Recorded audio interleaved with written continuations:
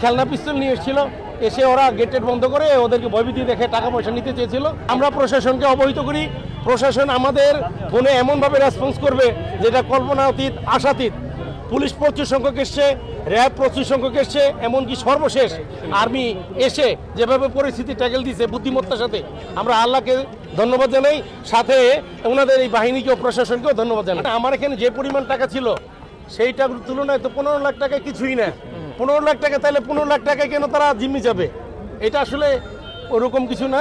যেমন আমি যখন ওদেরকে বলেছিলাম তখন ওরা বলেছিল আমরা 15 লাখ টাকা নিয়ে এক্সিট যেতে চাই। ফোনে কথা বলেছেন নাকি? ফোনে মানে আমাদের ওই অফিসারদের সকল ফোন সিজ করে নিয়ে একটা ফোন শুধু সচল রেখেছিল, যেটা ওদের হাতে ছিল। ফোন দিলেই ওরা ধরতো আর কি, যেটা দিয়ে পরবর্তীতে প্রশাসনও ওনাদের সাথে যোগাযোগ রক্ষা করেছে। তাদের মুভমেন্ট এতটুকু ছিল, ওনারা শুধু অস্ত্রের ভয়ে ভীত ছিল, নাইলে কোনো ভীত ছিল না। যেমন আমার একজন ফেয়ার গার্ড স্বাস্থ্যবান, উনি বললো স্যার 3টাকে আমি দমন করতে পারতাম, শুধু অস্ত্রের ভয় কিছু করিনি। ওরা আর্মি রেখার পর একটু ভয় পাইছে, এর আগে কোনো ভয় পাইনি। আমাদের কর্মকর্তা ছিল ওখানে 7 জন অফিসার, 1 জন পিয়ন আর 2 জন ফেয়ার গার্ড, আর গ্রাহক ছিল 6 জন। আপনারা আমাকে লাইভে দেখিয়েছেন, আমার আজকে যাওয়ার কথা ছিল বিক্রমপুরে, আমার ফোন অনেক এসছে। এরকমভাবে ওনাদের তো ফোন দিয়ে পাইনি, কারণ কি ওনাদের ফোন তো সব ওদের জিম্মায় ছিল। ঠিক আছে, গ্রাহক 6 জন এখনো বসে আছে, ওনাদের খাওয়া দাওয়ার ব্যবস্থা করেছি। পুলিশ প্রশাসন আছে। আপনাদের কলিগদের সাথে, পরিবারের সাথে কথা হয়েছে?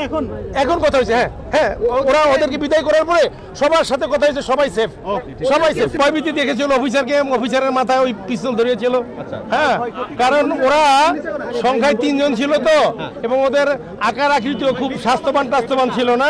তো আমার এখানে যে একজন ফেয়ার গার্ড ছিল বললো যে স্যার যদি অস্ত্রটা না থাকতো 3টাকে আমি উপকার করতে পারতাম। এই এলাকার মধ্যে ব্যাংকই একটাই, অন্য কোনো ব্যাংক নেই তো এখানে। অন্য কোনো ব্যাংক নেই।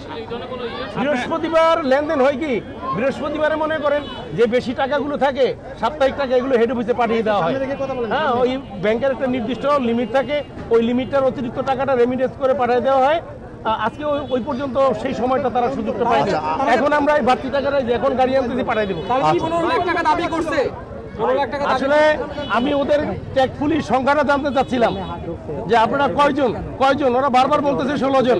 তো আমি বলছিলাম যে ঠিক আছে, আপনাদের মানে সেফ এক্সিট দেবো, আপনারা কয়জন, আপনারা শুধু নামটা বলেন, আমি নিজে ঢুকবো, নিজে আপনাদেরকে বের করে নিয়ে আসবো।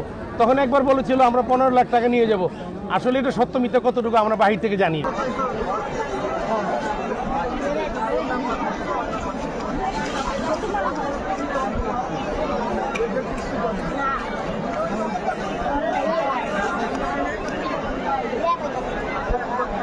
পোশাক করে দিতেছে।